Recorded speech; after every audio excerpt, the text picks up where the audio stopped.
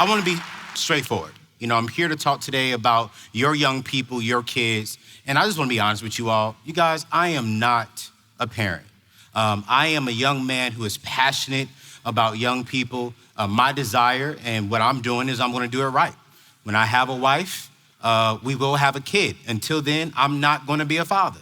But I spent, y'all can clap for that. Yeah, y'all got to, thank you right here. Yes, church people, everyone else, get to know the Lord.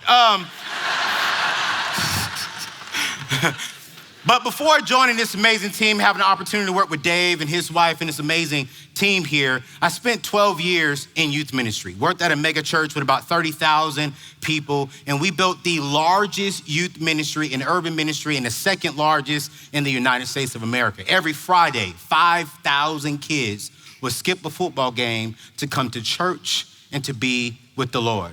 And so I built that because 80% of my time was in their world, and then 20% of my time was in the church office.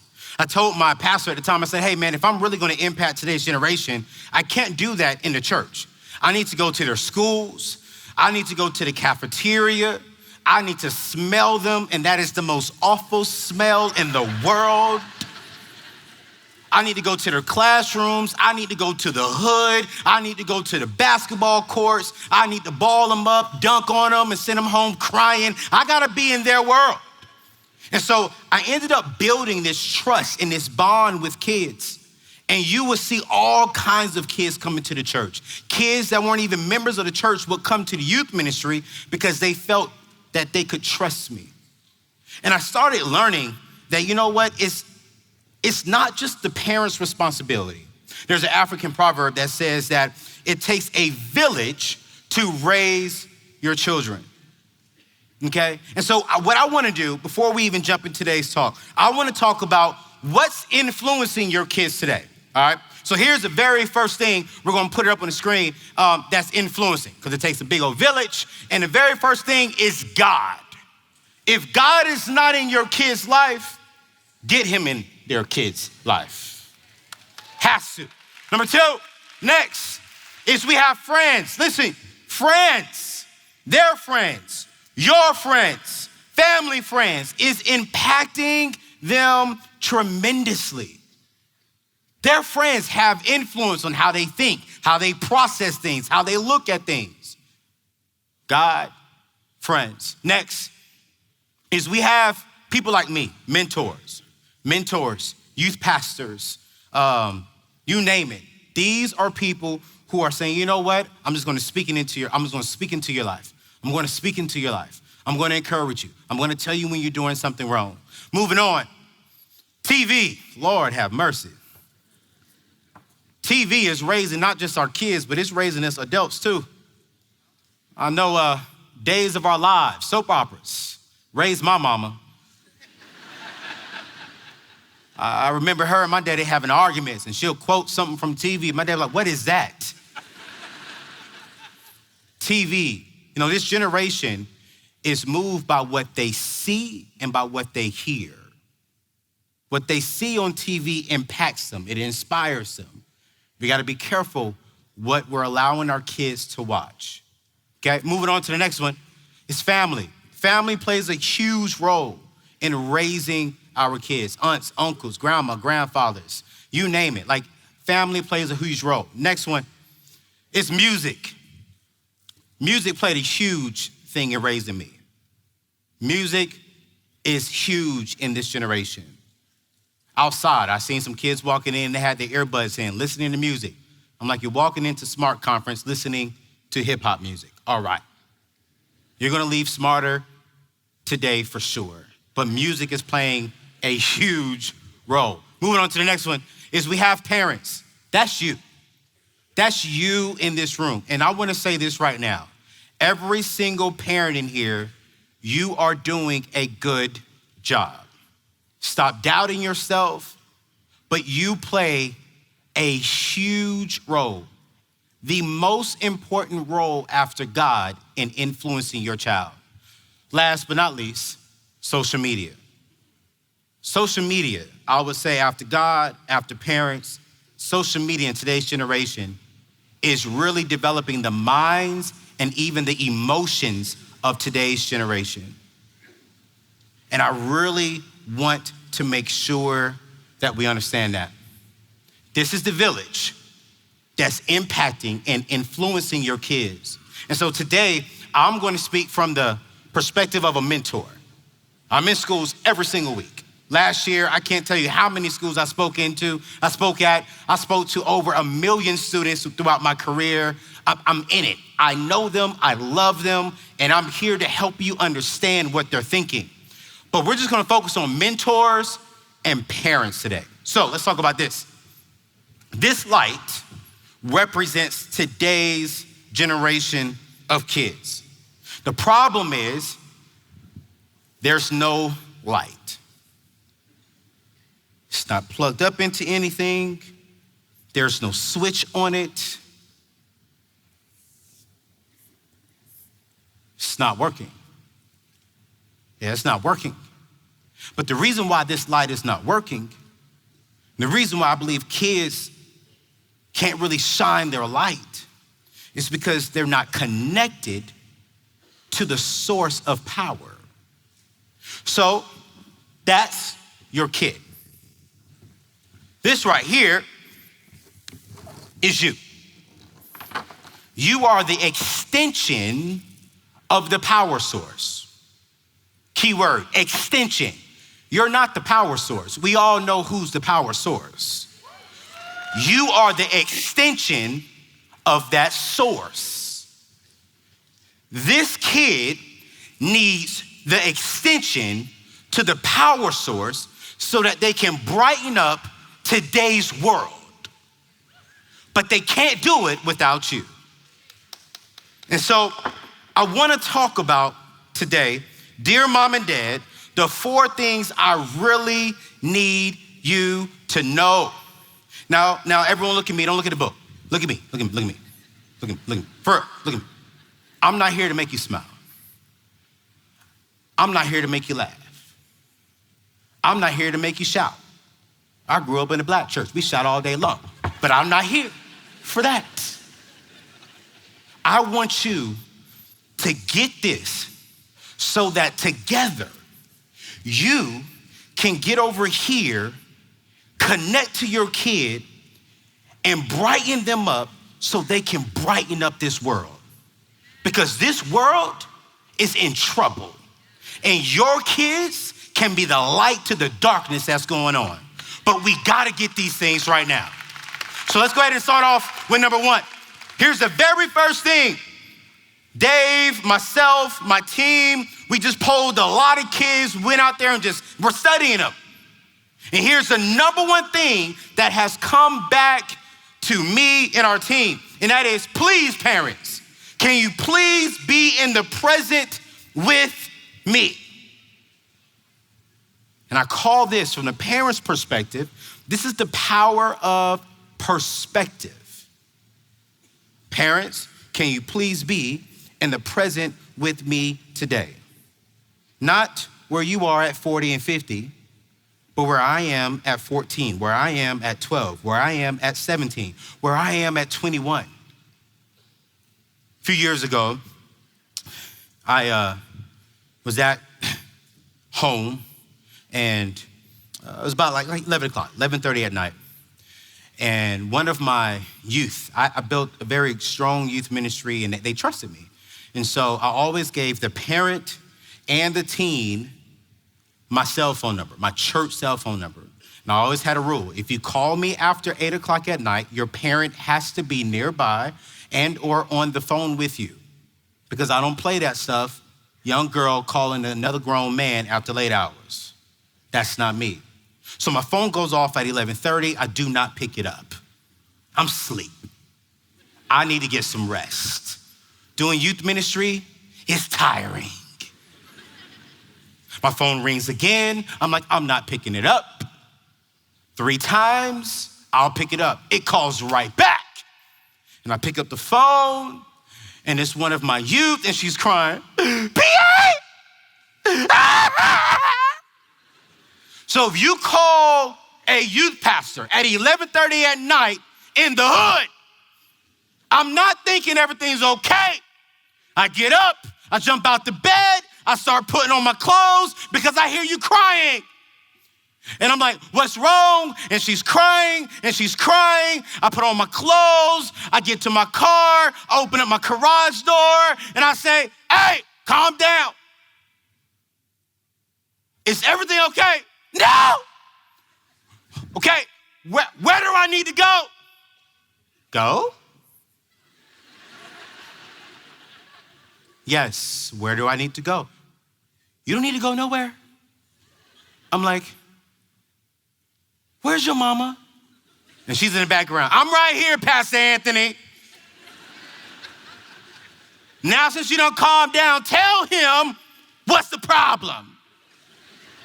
And I'm like, oh, please tell me what's the problem? And she's like, PA. And PA stands short for Pastor Anthony, you guys. And she said, PA, I just got home from work, and my mom just gave me my college acceptance letters. And y'all, my blood starts boiling. And I gotta remind myself, you're a youth pastor. Be calm. God didn't call you from 8 to 5. He called you 24/7. And she said, PA, Yale accepted me. And I'm like, who cares? And she was like, but they didn't give me a full ride. And I know you'll be upset if I go. I'm like, ah. And her mom said, keep going. And I was like, in back of my head, I didn't say this aloud, back of my head, I was like, don't keep going, no. And she says, but Fisk University in Tennessee, they also accepted me. I'm like, okay. She said, and they gave me a full ride. And I'm like, ah! I get out the car, I get back in the house, and I was like, listen, what's the problem? Well, I really want to go to Yale, but they didn't give me a full ride scholarship, and I don't want to really go to Fisk, but they gave me a full ride, but I like Fisk, but I really want to go to Yale, but I like that. I don't know what to do. I walk back to my room. I'm like, listen here, this is what you're going to do. You're going to take your behind to Fisk Free University, and I will talk to you tomorrow. Bye, mama. And I hung up the phone. It's 11:30 at night. My blood is going. I can't go back to sleep, and I'm upset. I go to the office Sunday. One of my most faithful youth, one of my most faithful members, she didn't show up Sunday. Next week, she didn't show up. Next week, she didn't show up. So what I did was, like I told you, I lived in their world. So it was my day to substitute at her school. So I walked into her school, and it was lunch hour, and I seen her. Normally when she sees me, she'll run to me, give me a hug, say, hey, PA. This time she turned her behind. And I was like, And I walked right behind her. She was going to the cafeteria. She sat down, she seen me. She turned around and rolled her eyes all the way around her head. I was like, really? We got a problem? Don't try me like that, darling. I'm a youth pastor, but I said, what is your problem? She said, PA, a few weeks ago I called you, and I really, really needed you. But I felt as if you didn't care about what I was feeling. I felt as if like you weren't there for me when I really needed you. You was like, whatever. And I was like, what are you talking about? She said, I needed you to just understand how I was feeling. That was big to me. To choose between Yale, a prestigious school, or a free and an amazing HBCU, I just needed you to understand me, but you just said whatever and got off the phone.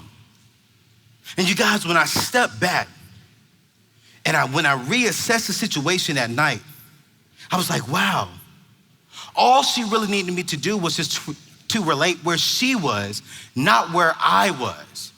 You see, I knew going to Fisk University, which is free, she's not racking up any debt, she can get the same degree, she could be amazing there and shine. I knew that was the best option. But in today's day and time, kids are pressured to go to high-end schools and to be this person. And I should have just been like, you know what? I understand what you're going through. I'm tired right now. I should have set my feelings aside and I should have said, you know what? I understand. Because here's the truth, parents. Their stress, the stuff that they're going through is real. It is real. They're 14. They don't know what it feels like to be 30 years old. They don't know what it feels like to be 40, to be 50. They are 13. They are 17. And they just want you to understand them, not in the future be like, man, I wish I understood you. Sometimes we just gotta step back. Like, you know what? Let me understand your perspective. When we can step back and be like, you know, I understand you. I get it. You're 15 years old. You're dating this guy and he hurt your heart. He's stupid, but I mean, I understand. And you're gonna be all right. Come here, give me a hug. When we can really step back and relate to them where they are, be in the presence with them, then together we can walk the future. And together we get closer to connecting with our young people. Number 2 is see me, not my friends. I call this the power of affirmation. See me, not my siblings, not the person who you really want me to become, not you when you were my age. See me for who I am today. Affirm me for who I am today. I may not be the person who you want me to be today, but if you can just love me, if you can just affirm me, I will become that person eventually. But just see me, not my friends. I want every teenager, if you're below the ages of 21, so if you're 21 and younger, stand up for me. Stand up for me. If you're 21 and younger, stand up. Okay, I see you. All right. Yeah. Can you hold this for me? Stay standing. Oh. Okay, hold that for me. Stay standing. I see you. Okay, cool. I just asked them to stand, and you all gave them a clap.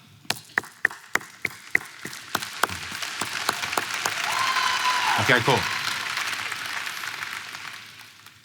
Parents, I'm gonna say something, and I love you. I want you to hear my heart. I just told you that the kids want to be affirmed.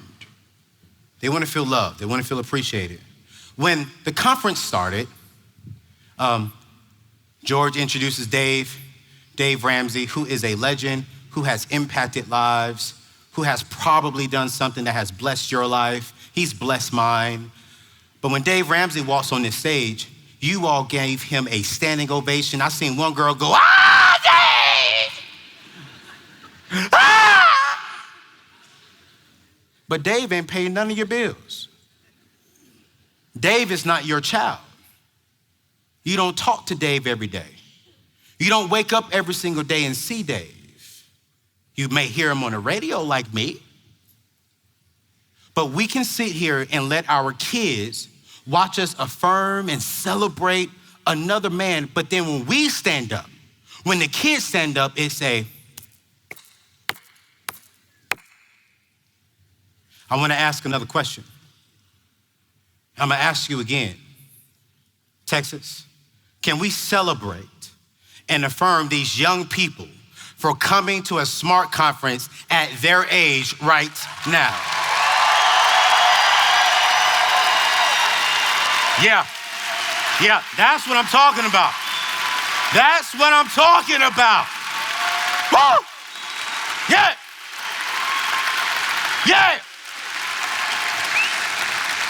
Have a seat. You see, in today's day and time, our kids are jumping on Instagram so they can get hearts. And the reason why they're jumping on Instagram to get hearts, because at home, they're not getting hearts. They're not getting love. It bothers me. I was like, God, should I say something? He was like, boy, just be real with the parents. I was watching this R. Kelly documentary going out. And R. Kelly, they say that he would be like, yo, I'm just gonna make you a star. I'm gonna make you feel loved. And I got frustrated because I'm like, how can another man make another daughter feel like she's a star with her dad at home? What? My daughter will know already, girl, you're not a star. You're a queen. You are a daughter of a king. And she will know that her earthly father, I love you. You got love from me. I will affirm you every single day when you walk up. You know a man by the name of Anthony ONeal loves you, and can't no other brother come up and say, I love you. I'm gonna make you a star. She'll be like, well, star. What? I'm a queen. I'm gonna take you across the world. What? My daddy done took me across the world. I'm gonna give you double likes on Instagram. That's fake hearts. I got a real heart at home. In a world that is filled with darkness and sickness, all our young people want is just to feel loved, appreciated. But they're going to social media, they're going out, and they're looking for affirmation from darkness. And the reason why they can't bright up, and the reason why they're not connecting with you is because mom is working double shifts, dad is working double shifts, and so they're not getting the love at home. And so the reason why they're so dark and not connecting is because they're getting affirmed by darkness. They're getting affirmed by the wrong things. And you're at home trying to provide, and I get it. You have to provide. But parents, God gave you that child. It is your responsibility to train that child up. It is our responsibility to be good stewards of the child that God has given us. It is our responsibility to be the extension of love from God so that we can get closer to lighting them up. Number 3 is this one is like, when I read this one, I was like, oh my Lord, this one kind of got me. Because I had to kind of think 2 times about this one. Kids say, Mom and Dad, can you just respect my opinion? And I was like, but sometimes your opinion sucks. and I stepped back, and I started thinking, I was like, all right, Anthony, perspective, put yourself into their shoes, understand where they are, and I call this the power of prerogative. Listen, teens have the right to have an opinion. They have a right to have an opinion. Now, listen, young people, you know I love you, but 50%, maybe 60% of the time, you're wrong. But parents, let me say this. Their perspective and how they see things, their opinion could bring a sense of flavor, like a new look on something.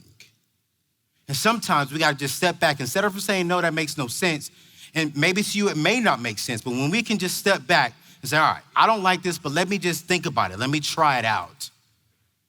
It can work.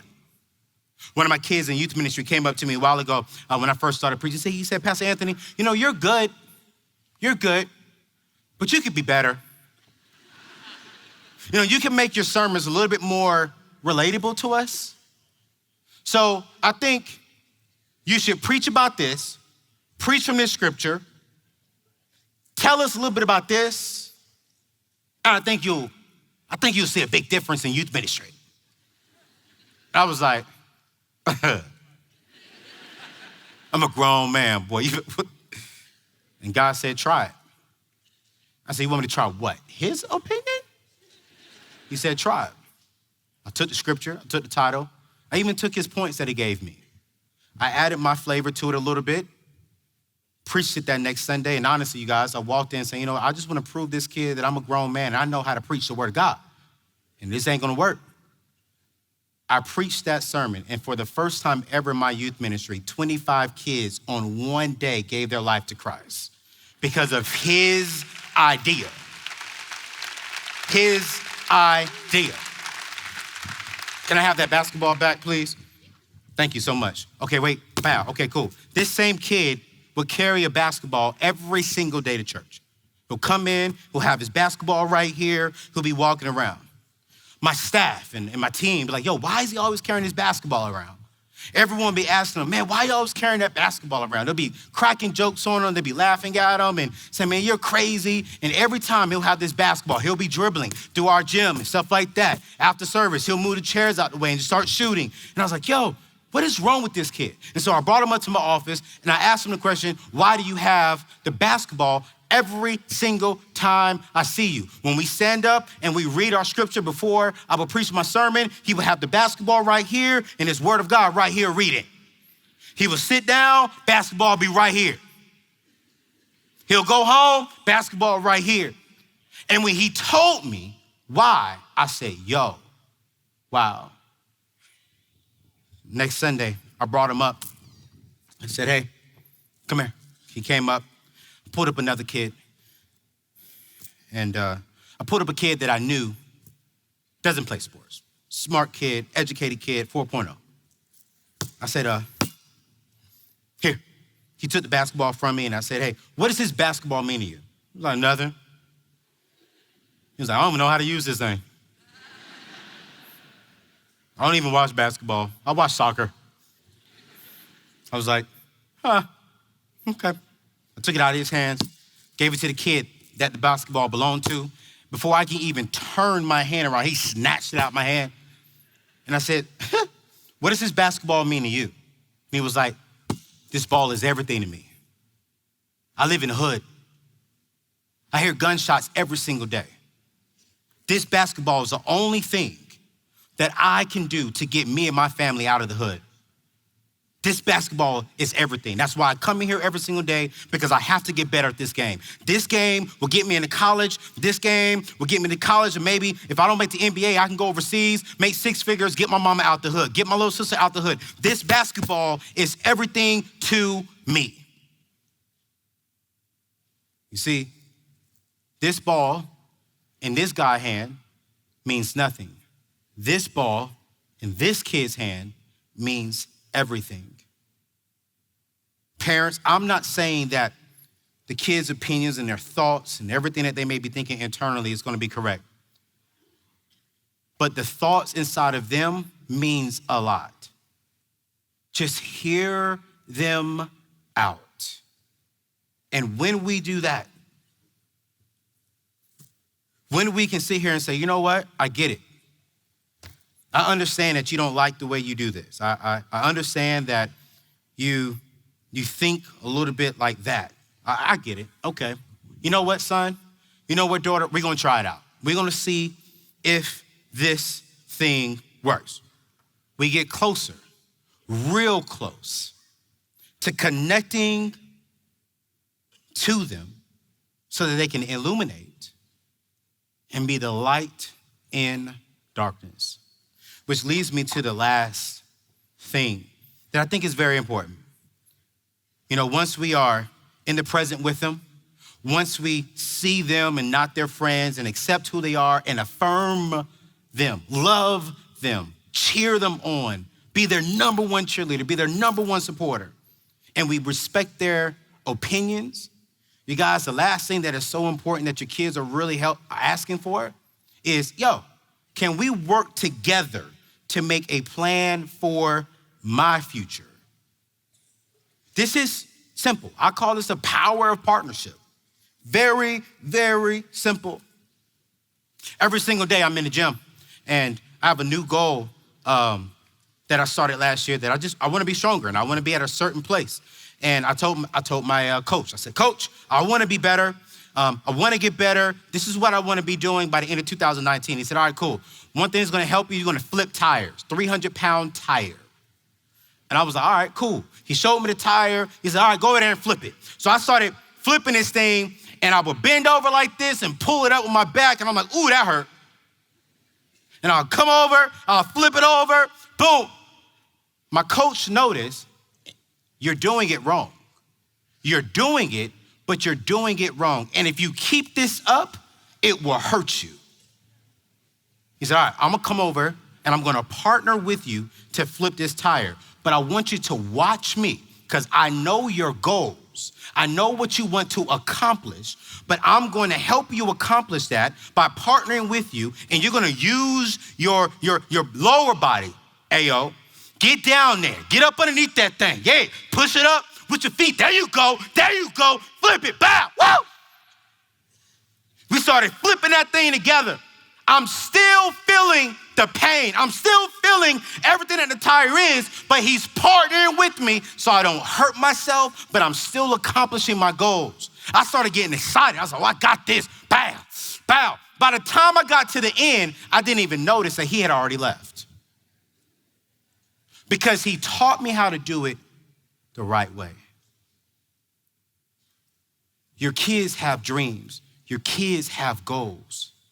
Your kids will make dumb decisions, but with you partnering with them, they will make better decisions and it will not hurt their future.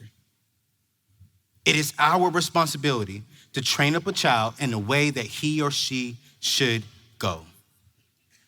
Because here's the thing, Texas, when we do those 4 things, when we can figure out these 4 things, simple.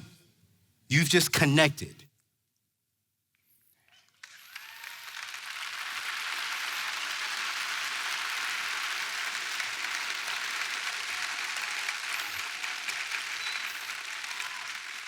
In Texas, in a place where darkness is all around us, in a place to where God is saying, I need a young generation that wherever they go, wherever they travel, if they leave the home and go to their colleges, the light follows, and it's because they're connected to the power source, which is me.